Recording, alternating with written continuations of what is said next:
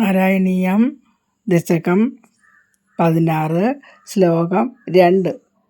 മൂർത്തിർഹി ധർമ്മഗൃഹിണീ സുഷുവേ ഭവന്തം നാരായണം നരസഖം നഭസമഹിതാനുഭാവം യജ്ജന്മിനി പ്രമുദിതാകൃതതൂര്യഘോഷാഃ പുഷ്പോത്കരാൻ പ്രവവൃശുർനുസുരൗഖാഃ. സർവത്ര ഗോവിന്ദനാമസങ്കീർത്തനം. ഗോവിന്ദ ഗോവിന്ദ. മൂർത്തിർഹി ധർമ്മഗൃഹിണി, ധർമ്മദേവൻ്റെ ഭാര്യയായ മൂർത്തിക്ക് സുഷുവേ ഭവന്തം, ഇരട്ടക്കുട്ടികളെ പ്രസവിച്ചു. അതിൽ മേൽപ്പത്തൂർ പറയാണ് ഭവന്തം, ഭഗവാനെ നിന്തിരുവടി തന്നെ വന്ന് ജനിച്ചു എന്നാണ്. സുഷുവേ ഇരട്ടക്കുട്ടികളായി ജനിച്ചു. നാരായണം നരസഖം മഹിതാനുഭാവം, നരൻ്റെ കൂടെ നരസഖം, നരൻ്റെ കൂടെ നാരായണനെയും മഹിതാനുഭാവം, വളരെ മഹാത്മ്യമുള്ള നരനാരായണന്മാർ ജനിച്ചു എന്നാണ് ഈ 2 വരിയിലും പറയുന്നത്.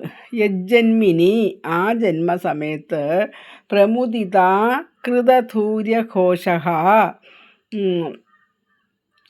വളരെ സന്തോഷിച്ച ആ സുരൗഖാഹ, ആ ദേവന്മാർ പെരുമ്പറ കൊട്ടി ആഘോഷിച്ചു. കൃതധൂര്യഘോഷാഹ പുഷ്പോത്കരാൻ, പുഷ്പവൃഷ്ടി നടത്തി. പ്രവവൃഷുർനുനുഹു, പുഷ്പങ്ങളുടെ കൂട്ടം കൊണ്ട് ധാരാളം വർഷിച്ചു. നുനുവുഹു, കുറേ സ്തുതിച്ചു. സുരൗഖാഹ, ആ ദേവന്മാർ കുറേ സ്തുതിച്ചു. ആ നരനാരായണന്മാർ ജനിച്ചതും എന്നുവെച്ചാൽ ഭഗവാൻ തന്നെയാണ് വന്ന് അവതരിച്ചത്. അതുകൊണ്ടാണ് ദേവന്മാരെല്ലാം പുഷ്പങ്ങളുടെ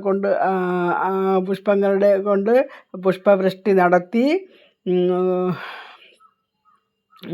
വാദ്യഘോഷങ്ങൾ മുഴക്കി എന്നൊക്കെയാണ് 4 വരിയിലും പറയുന്നത്. ആഘോഷിച്ചു എന്നുവെച്ചാൽ ധർമ്മൻ്റെ പത്നിയായ ആ മൂർത്തിയാകട്ടെ മഹിതാനുഭാവം ഭവന്തം, ആ നരസഖം നാരായണം, ആ നരൻ്റെ കൂടെ നാരായണനെയും ഇരട്ടക്കുഞ്ഞുങ്ങളായി ജനിച്ചു. ആ ജന്മസമയത്ത് പ്രമുദിതാസുരൗഖാഹ, സന്തോഷിച്ച ദേവന്മാർ വാദ്യഘോഷങ്ങൾ മുഴക്കിയിട്ട് പുഷ്പവൃഷ്ടി നടത്തി ആഘോഷിച്ചു.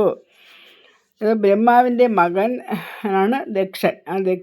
ആ മനുവിൻ്റെ മകളായ, സ്വയംഭൂ മനുവിൻ്റെ മകളായ പ്രസൂതിയെ വിവാഹം കഴിച്ച് അതിൽ 16 പെൺമക്കൾ ഉണ്ടായി. അതിൽ 13 പേരെ ധർമ്മദേവന് കൊടുത്തു. അതിൽ ഒരു മകളാണ് ഈ മൂർത്തി. ഈ മൂർത്തി നരനാരായണന്മാർക്ക് ജന്മം നൽകി.